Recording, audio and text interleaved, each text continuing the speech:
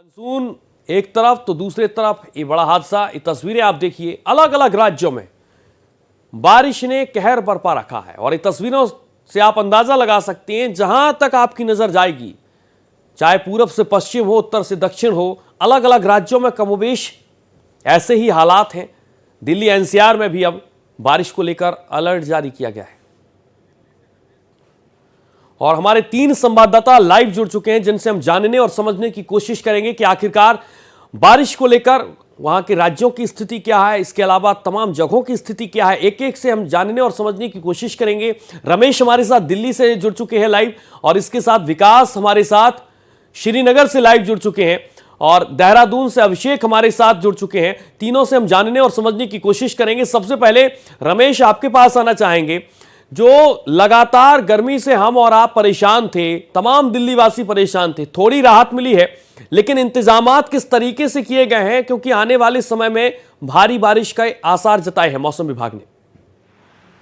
देखिए, बिल्कुल आप 2 दिन पहले की जो बारिश हुई है उसका असर अभी दिखाई दे रहा है, और जो तापमान में जो गिरावट है, पर आप देखिए उमस अभी जमा है और लगातार ये कोशिश किया जा रहा है कि यह जो बरसात है उससे उपजे जो है नाले जो है उसकी सफाई की जाए, जिससे कि नालों की सफाई के बाद जो पानी का जल भराव होता है वो बड़ा कष्टकारक होता है। लंबे जाम के साथ ही साथ तमाम तरह की बीमारियां फैल सकती हैं। इसके लिए भी प्रशासन ने तेज़ी दिखाई है, पर जो सबसे बड़ी बात है कि 5 और 6 तारीख को मौसम विभाग का कहना है कि जोरदार बारिश होगी। आज भी दिल्ली में बादल छाए हुए हैं और कहीं ना कहीं थोड़ी बहुत बरसात होगी, पर आगने वाले दिनों में मौसम विभाग का कहना है कि 5-6 तारीख को बरसात ज़्यादा होगी। पर इससे ज़्यादा भयावह हालात उत्तराखंड और हिमाचल के हैं। हिमाचल में सेना तैनात की गई है। सेना के माध्यम से जो भी लोग फंसे हो रहे हैं, जिस तरह से वहाँ पे कुल्लू के पास, मनाली के पास, जहाँ पे भी ज़्यादा खतरा है, वहाँ पे सेना के 140 जवान लगाए गए हैं और कई प्लाटून तैयार रखी गई है कि अगर सेना की और भी ज़रूरत पड़ती है तो वहाँ जवान जाएंगे। साथ ही साथ मेडिकल कोर की भी एक टीम है जो कि वहाँ पे स्वास्थ्य से संबंधित है, किसी को चोट है, घायल है, उसके इलाज के लिए भी व्यवस्था की गई है। और कहीं ना इसी के कारण आप देखिए कि पूरे हिमाचल प्रदेश में, उत्तराखंड में, पहाड़ों में हर जगह जोरदार बारिश हो रही है और बारिश तेज होने के नाते भूस्खलन बड़े पैमाने पर हो रहा है, जिससे हताहत। ठीक है, आप बने रहिए और एक बार फिर से हम आपके पास लौटेंगे और इसके साथ जम्मू चलेंगे। विकास, जम्मू की क्या स्थिति है बारिश को लेकर? किस तरीके से प्रशासन अलर्ट है? मौसम विभाग ने वहां पर किस तरीके से चेतावनी जारी की है? अपडेट जानकारी। देखिए, यहाँ पर 1 से 3 तारीख का तो जो है मौसम विभाग ने चेतावनी दे रखी है कि भारी बारिश और भूस्खलन हो सकता है। अभी कल की बात करें तो कल कुपवाड़ा, पुलवामा में, उसके अलावा लेह में बहुत ज्यादा भूस्खलन हुआ था, बहुत तेज बारिश थी। जम्मू में भी कल रात को बहुत तेज बारिश थी, जिस कारण कई जगहों पे जो है जल भराव हो गया था। लेकिन आज मौसम कश्मीर, जम्मू दोनों जगह साफ है, लेकिन ऐसा अंदेशा लगाया जा रहा है कि आने वाले 2-3 दिनों में भारी बारिश हो सकती है। जी, कौन कौन से वहां पर अलग अलग से स्थान है जहां पर राहत बचाव कार्य की टीमें तैनात करने की जरूरत है और इसके लिए पुख्ता इंतजाम किए गए हैं? देखिए, अमरनाथ यात्रा चल रही है, उसको लेकर तो वहां पर तो राहत के बचाव कार्य की टीमें लगातार एनडीआरएफ, एसडीआरएफ चली हैं।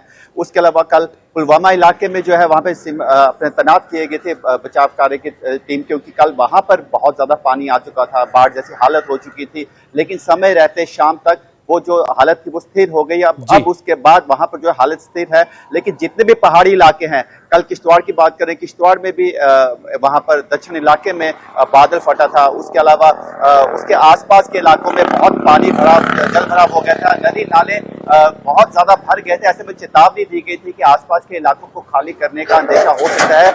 लेकिन शाम ढलते ढलते जो है मौसम थोड़ा साफ हो गया, जिस कारण जो है सब जगह पे अभी शांति है और अभी फिलहाल जो है कहीं भी ज्यादा पानी जैसे हालात नहीं है। लेकिन आने वाले 2-3 दिन जो है वो मौसम विभाग के हिसाब से बहुत ज्यादा एहतियात रखने वाले हैं। बिल्कुल एहतियात रखने वाले यहाँ पर हालात हैं। लेकिन एक बार फिर से आपके पास लौटेंगे, उसके साथ हम कुमार अभिषेक का रुख करेंगे। अभिषेक, देहरादून की स्थिति बताइए, लेकिन समूचे उत्तराखंड में वो कौन कौन से जिले हैं जहां पर एनडीआरएफ की पहले से टीमें तैनात की गई हैं और कौन कौन से जिलों को अलर्ट रखा गया है, खासकर वो अलग जो तमाम तरीके से पहाड़ी एरिया है?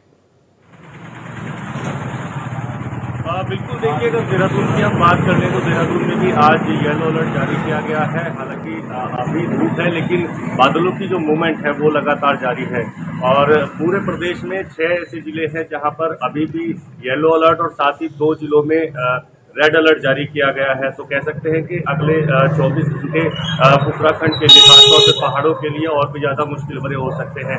और इस अलर्ट में ये खास बात ये है कि क्योंकि रुद्रप्रयाग में जो बादल फटने की सूचना आई थी, जो लिंचौली और भीमबली मार्ग पर जो बादल फटा था, उसकी वजह से एक जो रास्ता था, जो केदारनाथ का मुख्य रास्ता है, वो करीब 24 मीटर का रास्ता टूट गया था। कई यात्री फंस गए थे पैदल मार्ग में, जो जगह जगह पैदल मार्ग अवरुद्ध था, वहां पर यात्री फंसे थे। तो करीब कल शाम तक जो एनडीआरएफ और एसडीआरएफ दोनों का साझा एक ऑपरेशन था, उसमें करीब 1089 जो श्रद्धालु हैं उनको वहां से निकाल लिया गया था। ये अलग अलग राज्यों से थे और साथ ही पड़ोसी देश नेपाल से भी कुछ यात्री थे जिनको वहां से निकाला गया। और जब ये लोग नीचे आए, जब एनडीआरएफ ने इनको रेस्क्यू किया, तब इन्होंने आपबीती भी बताई कि किस तरह का मंजर वहां था। क्योंकि मौसम विभाग ने अगले 24 घंटे के लिए ऑरेंज अलर्ट भी रुद्रप्रयाग के लिए जारी किया है। ऐसे में सोनप्रयाग, क्योंकि सोनप्रयाग का जो मार्ग है वहीं से आप कह सकते हैं कि जो केदारनाथ का पड़ाव है वो शुरू हो जाता है। और केदारनाथ में जिस तरह से आपदा है उसको देखते हुए प्रशासन ने सोनप्रयाग का जो बाजार है उसको खाली करा दिया है। यानी आने वाले 24 घंटे वहां पर मतलब साफ है कुमार, हम समझ सकते हैं जिस तरीके की आप जानकारी दे रहे हैं। प्रशासन अपने तरीके से मुस्तैद है, तमाम टीमों को निर्देश पहले से दे दिए गए हैं और यही हालात दिल्ली में रमेश ने हमारे बताए और इसके साथ विकास ने भी इसी बात का जिक्र किया है। आप तीनों का बहुत शुक्रिया यहां पर करेंगे।